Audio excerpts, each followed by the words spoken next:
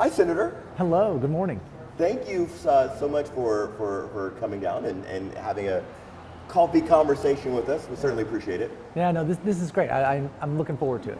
Well, and I'm glad because I think there's so much value in having conversations that are actual conversations, right?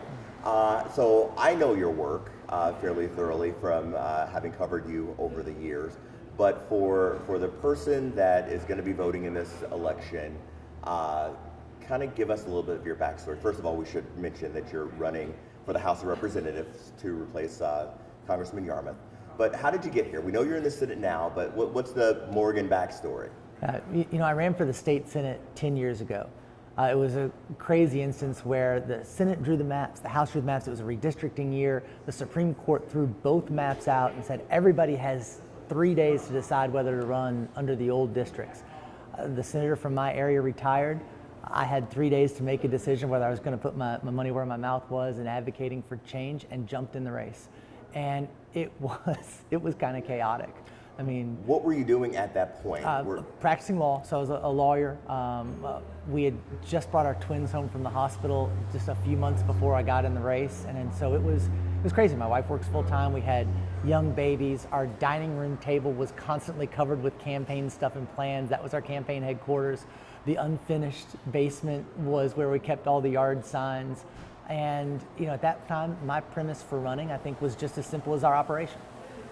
So I know one of the things that has really happened in America in the last, 5-6 years perhaps, is this real push for grassroots political campaigns, people who were never part of the process getting into it, being kind of thrown into it in that way.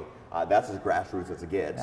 What were the lessons learned, and why'd you come back? Well, it's first of all, it's how you run. So you knock on doors. When you're running for the state legislature, you knock on people's doors. When it's cold, you're knocking on doors. When it's hot, you're knocking on doors. When it's raining, you're knocking on doors. You just have to judge how much rain. Somebody told me one time, they said, people want to know you're willing to work in the rain, but they also want to know you have enough sense to come inside from it. So, it's that mix of just hard work. And, I told you it was a simple operation. My reasons for running at that time were simple, but also, I think, important. I said 10 years ago I ran for the state Senate, I'm going to go to Frankfurt. I am going to stand up and fight for people. I'm going to stay true to my values, but I'm going to do it while trying to work to get stuff done. And that's exactly what I did.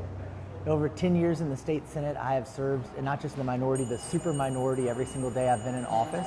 I've been the Democratic leader of the state Senate the last 4 years, got elected to that post when Matt Bevin was governor. And my job was to lead those fights on the floor, to lead the fights, making sure that women can continue to have access to reproductive health care, that kids can keep access to health insurance, that teachers can keep their pensions. But I've done it while working to get things done. This is something I'm proud of. In the 10 years I've been there in the minority, I've passed 18 bills into law that I've authored and written. And it's not just little stuff either. I passed the first health insurance mandate in 21 years, making sure that babies born prematurely get the nutrition they need. Passed a law protecting victims of human trafficking and domestic violence. Passed the first ever bill that solely benefits Louisville's historically black college and university, making sure the kids at Simmons College get access to Kentucky tuition grant money. And so I think that work of working with people, staying true to who you are, is how to be a legislator. When you lay it out like that, it's easy to digest, right? But I think what gets lost in that is the struggle to get to those things. Yeah. And I'm not convinced that people who aren't journalists or who aren't regularly in Frankfurt to see how the sausage is made really understand the level of work and or fight even it takes to get some of those things done. Yeah, it's an emotionally laborious job. There's a physical element to it as well. I mean, where really you are going very, very long days. When you live in Louisville, at least you get to come home, but you're going to and from Frankfurt every day, going at a really breakneck pace to try and get as much done. But even when you're advocating for change with your colleagues, you do the same thing you do on the campaigns. It's going door to door. It's knocking on people's doors. I mean, somewhere along the way, I think I learned to be an effective leader in government. The two most important things you can say are I don't know, and what do you think? And it's really by that sincere listening, by asking questions, by being inquisitive, that's how you build consensus. It's not by finger pointing and name calling. So, now we're talking about Washington, D.C. Yeah. And, I told you, I think sometimes the House of Representatives to me is like the E-terminal in Charlotte. And you've got a better reference point. But, a lot of people don't fully understand what that job looks like. Similar to the job that you have now, a lot of people don't fully understand what that looks like. Talk me through what it looks like for you. I guess this is a vision question. What is it that you want to get to Washington, D.C. to do, and why now? Yeah, so I think you said, what does it do? I think that's an important question that I try to answer a lot. I love being a legislator. What I've learned in being in Frankfurt, I love being a legislator. So what do legislators do? They help people. Well, legislators are the people's tangible representative to their government at a more local level. You solve problems. Not only are you passing policy and solutions that help people in their everyday lives, it's the constituent services. I don't think people talk about the constituent services enough. In Frankfurt, it's literally helping people make sure that they stay on Medicaid, that they can find their marriage license, that they get a street light or a stoplight on a state road. It's things like that, helping constituents. And in Washington, look at the constituent services that you have to do, helping people with health care, helping veterans and their benefits, people with Social Security, even somebody who's just lost a passport, making sure that they get those documents. And I think John Yarmouth's office has done an amazing job of constituent services. I'm running to both work on the big policy issues and work on the constituent services. Now on the policy side, what does the legislature do? One of the ways I lay it out is, I don't know if you remember in 2015, the Supreme Court said that everybody can get married. And so they had the marriage equality decision. Well, the court system, the judicial branch, said what the law is. Everyone can get married. The legislature actually had to come in and determine the forms of how people record that marriage with state government. And then the Clerks Association, part of the executive branch, administered the policy set forward by the legislature. That's a great example of what the legislative branch does. We set the policy. The courts say what the law is, the executive branch administers the policy. We say what the policy is. And so setting that policy from healthcare to environment to look what the Supreme Court just did. They took rights away from women for the first time, took rights away from anybody for the first time in the history of our country. And I think that that's something that's really important as a legislature, is that we codify Roe v. Wade into law. So let's dive into to the issue side of things, because sometimes, Senator, I have a difficult time asking people who are either in office or running for office about your three top priorities or your three big things, because it almost implies that I'm going to knock out these three things and we're good. And just by nature of the way that you've already laid out all the things that you would be responsible for doing, we know that that's not true. But indulge that. What are the big things? You mentioned the Supreme Court. Obviously, that's got a lot of attention, or its decision rather. But what are the big topics for you? Well, I think first of all, it's important. I think everybody likes to say the bad things government is doing or not doing. Let's talk about some good things that have happened recently that show that government can still work. The CHIPS Act was passed. It was bipartisan, incentivizes manufacturing right here in this country. The first gun reform bill in 30 years was passed through the United States Congress in a bipartisan way, 64 votes in the United States Senate. You just saw President Biden act to pardon people with marijuana offenses, make progress on student loan debt. I think there's some good things happening. I just think there's a lot more work that needs to be done. Yes, we have to codify Roe v. Wade. The Supreme Court, I think, overreached in its decision, taking rights away from women. We see the extreme and cruel consequences that has in Kentucky, where no woman can terminate her pregnancy even if she is a victim of rape or incest. That's way too extreme. We've got to change that for everybody across the country. We've got to make sure everybody gets health care. Health care is still a basic human right that 300,000 Kentuckians don't have. Now, we saw with the implementation of the Affordable Care Act, 440,000 Kentuckians got health care for the first time, so we know we can do it. We've got to continue to move the needle forward on public health.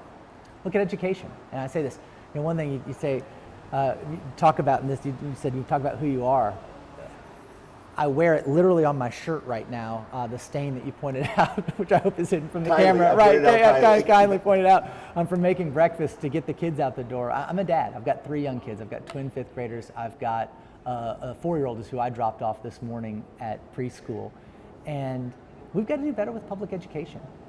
I think we look at it in that decades-old model of being kindergarten through 12th grade. I think public education needs to start earlier. I think we need to have a public preschool option available to every kid in this country, get them ready for kindergarten, and help working parents with more affordable childcare. That is something the federal government can certainly get behind and help fund. And so I guess the one real kind of journalistic follow-up question to those things, I think when you present the topics that need attention and need work, and that's just some of them. I mean, we haven't talked about climate change. We haven't talked about, But that's the thing, Senator, is, I think most of us can talk about what the issues are and identify the issues that exist.